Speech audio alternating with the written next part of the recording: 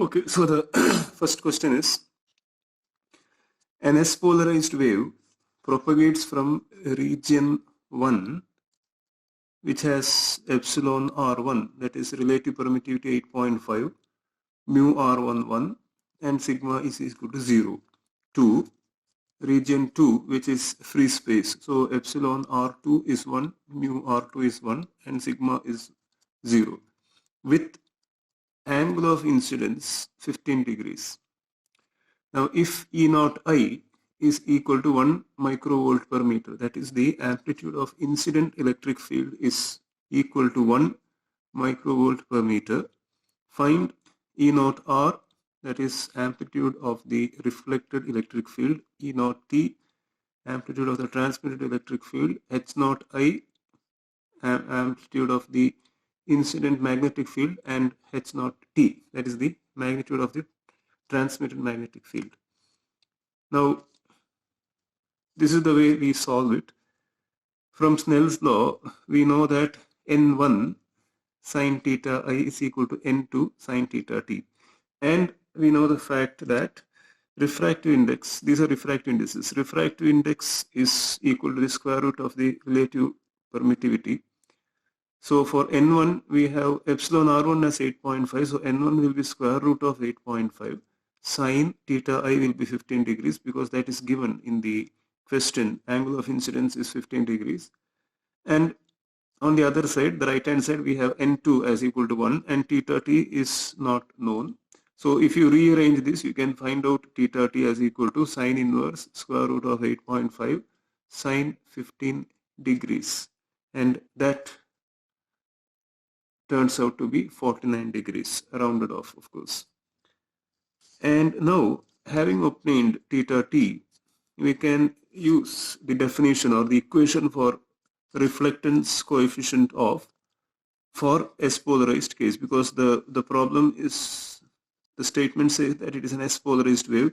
So for S-polarized wave, gamma S, that is the reflectance coefficient, is neta 2 cos theta I minus neta 1 cos theta T, the whole divided by neta 1 cos theta T plus neta 2 cos theta I. This was derived earlier. And we know that the wave impedance, these are wave impedances in region 2 and 1 respectively. And we know that the wave impedance is square root of mu naught by epsilon naught epsilon r. So neta 2 becomes square root of mu naught by epsilon naught epsilon r2. Neta 1 becomes square root of mu naught by epsilon naught epsilon r2. So using the fact that n, that is the refractive index, is square root of epsilon r, we can write this in terms of the angles of incidence and transmittance and the refractive indices rather than the wave impedance. And that turns out to be this N1. It is no longer neta 1. It is N1 cos theta I minus N2 cos theta T divided by N2 cos theta T plus N1 cos theta I. And substituting the given values, of course, N1, N2 and theta I is given in the problem, and theta 2 we just found out to be 49 degrees. Substituting these and calculating the result, we get it as 0.6224. So 0.6224 is the gamma S in this particular case. Now, using the definition that gamma S is the ratio E naught R by E naught I, we can easily calculate E naught R as equal to E naught I into gamma S. Gamma S has been found out to be 0.6224 and E naught I is given in the problem as equal to 1 microvolt per meter. So using that, we can easily write E naught R as equal to 0.6224 microvolt per meter. Now, similarly, we have the expression for the transmittance coefficient tau S for S polarized, and that is 2 neta 2 cos theta I by neta 2 cos theta I plus neta 1 cos theta T. Again, we can write this in terms of the angles and the refractive indices, making use of this very relation. And the way we did it here, we can rewrite the transmittance coefficient in terms of the refractive indices and the angle of incidence and angle of transmittance as 2n1. It is no longer neta 1. In place of neta 2, you will have n1. You can substitute and see 2n1 cos theta I divided by n1 cos theta I plus n2 cos theta t, and upon evaluating that, it turns out to be 1.622. So that is tau s in this context. And tau s being E naught t by E naught I, E naught t will be tau s into E naught I. E naught I is given in the problem to be 1 microvolt per meter. Tau s has just been determined to be 1.622, and hence E naught t will be 1.622 microvolt per meter. So that completes the calculation of the electric fields, amplitude of the reflected and transmitted electric fields. Now, since we know that H naught I is E naught I by neta 1, because you know the relation between electric field, magnetic field, and the wave impedance, and incident field is, from the statement of the problem, the field is incident from region 1. So H naught I, incident magnetic field, will be incident electric field divided by the wave impedance of region 1. Now, H naught I will be E naught I, the same expression. If I write in terms of the expression for wave impedance, I will get square root of mu naught, mu r is in here 1, mu naught epsilon r1. So epsilon r1 is 8.5. That comes here in the numerator, square root of 8.5 E naught I. And you know that square root of mu naught by epsilon naught is 377, the wave impedance in free space. So again, E naught I is given to be 1 microvolt per meter. Substitute it here and calculate this. You will get the result as 7.7 nano amp per meter. That will be the H naught I. That is the magnitude of the incident magnetic field. Similarly, H naught R is E naught R by neta 1. Reflected field is still in region 1. So in place of the wave impedance, we write neta 1.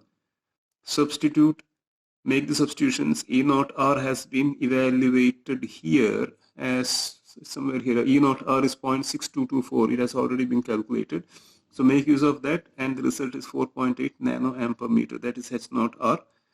And when it comes to H naught T, it is E naught T by neta 2. Now H naught T is in the region 2, and hence neta 2, which turns out to be E naught T by 377, because free space, it is in free space. Region 2 is free space.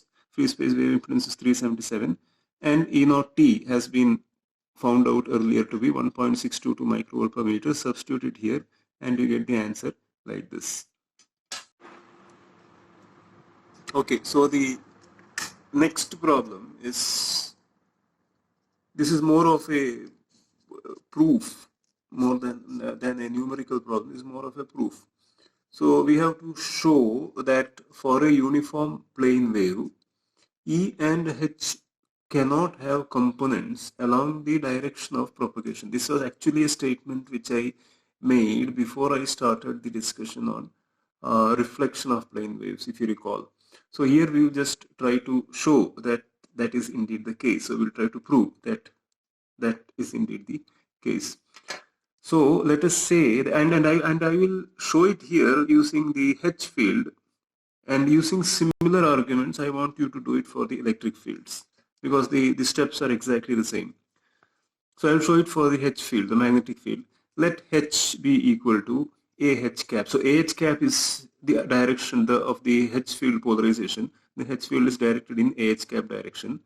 H naught is the magnitude of the H field, magnetic field, and e raised to j omega t minus propagation constant vector, the propagation vector dot r. And this also, this type of representation also I had discussed before I discussed the plane wave reflection. And to recall, the k vector is kx ax cap plus ky ay cap plus kz az cap, and r is a position vector which is x ax cap plus y ay cap plus z az cap. K dot r will become kx x ky plus ky y plus kz z. Anyhow, that was discussed earlier. Now further, ah cap, the arbitrary direction in which the magnetic field is polarized, can be represented in terms of its x, y, and z components as shown here, which is again something that you know. Ah cap dot ax cap gives the component of ah cap in the direction of x. Ax cap gives it the vector sense, plus ah cap dot ay cap plus ah cap dot az cap. So this is also done here. I have written it down here because I will be using it later. So remember, the magnetic field is expressed like this. This is a uniform plane wave associated magnetic field. The K vector is this, R is this, and AH can be expressed. The direction of magnetic field can be split to its components, the three components. Now we are going to use the fact, the Maxwell's equation, that del dot B is equal to 0, and in an isotropic homogeneous medium, since mu will not be a function of spatial coordinates, I can take it out and write del dot H is equal to 0. So this is the fact which I am going to use to show that there cannot be a component for H field in the direction of propagation. So now I will take the divergence of H field which I have here. So del operator is this, as you know, we are operating in Cartesian coordinates here. Del operator is this, and H can now be expressed like this. AH cap dot AX, this is the X component of AH. This is the Y component of AH. This is the Z component of AH. H naught e raised to j omega t minus k dot r. So that e raised to minus j k dot r I am associating here. I have taken it inside the brackets. E raised to j omega t is outside the bracket. H naught is outside the bracket. So that is the way I am writing down H here, because it becomes easier for me to operate with del on H. It becomes easier to take the divergence. So now when I take the divergence, we know that the result will be dou by dou x of this, dou by dou y of this, and dou by dou z of this. So doing that, we will get AH cap dot AX cap, which will be a number, and AX cap dot AX cap becomes 1, because that is the way we operate, you know that by this time. Dou by dou x of this is what I have to find out now. So dou by dou x of this, when I write, I am differentiating this with respect to x, and that gives minus jkx and e raised to rest of it. So the rest of it I am not writing it here because I am going to take it out of the bracket later. So I'll just write the result of this derivation minus jkx, and the exponential, which of course is part of the result, I will take it out of the brackets. Similarly, when I differentiate this with respect to y, I have AX cap dot AY cap, which will be a number at most. Differentiating this with respect to y gives me minus jky, and the exponential part I'm taking out, it's going to be common throughout, plus differentiation of this with respect to z, I get AH cap dot AZ cap, again it's going to be a number. Derivative of this with respect to z will be minus jkz, and the remaining exponential part is taken out. So I have it here. Now H naught e raised to j omega t was there outside all the time. Along with that, I merge the exponential part, which appears in all these three terms, that is e raised to minus j k dot r. That is what is done. And we know that this result has to be 0 as per the Maxwell's equation. That result has to be 0 because del dot b is 0 and our medium is homogeneous isotropic. Del dot h has to be 0. Now, if you take a closer look at this, we see that this is nothing but AH cap. AH cap I have written here, I have it here on the top, AH cap dot K. You can see what happens when you take AH cap dot K. You will get AH cap dot AX KX, that is what you have here, right? Similarly, you have this as the second term in the dot product, the third term in dot product. So what we have here is actually AH cap dot K into minus J, and then the rest of it is there as it is, H naught e raised to j omega t minus KR, and this has to be 0, right? And it has to be 0.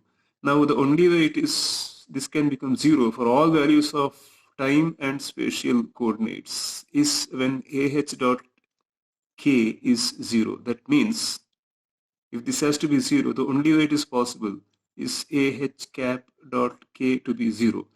That means the direction of magnetic field has to be perpendicular to the direction of the propagation constant, which is nothing but the direction of propagation. So direction of H field is always perpendicular to the direction of propagation. H field cannot have a component in the direction of propagation.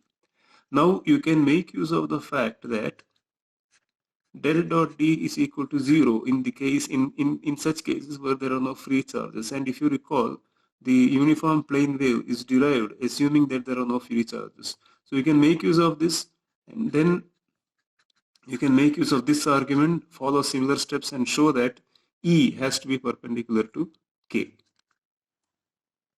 Right, the next one is, this is again not a numerical problem as such, it's a short description of the concept of loss tangent. So I will explain only the essential part here. Now we know that from the Maxwell's equation, curl H is J plus dou D by dou T, which can be written as sigma E, that is the current, the conduction current density can be expressed in terms of sigma and E, plus epsilon naught epsilon R dou E by dou T. So D is equal to epsilon naught epsilon R E is made use of here. And since they are not changing with respect to time, we have taken it out and we can write it in this way. Now in the complex exponential notation, or in terms of the phasors, we can write it as curl H is equal to sigma E plus J omega epsilon E. So epsilon is now E naught into ER. I have merged that and just written as epsilon. And we know that this will be the current density. By definition, you have the current density. Curl of H gives you the current density, which is part of the displacement current density, which is made up of the displacement current density and the conduction current density. And we can write it now like sigma plus J omega epsilon E. That becomes the current density. Now, this part of it can be expressed, can be represented on the complex plane.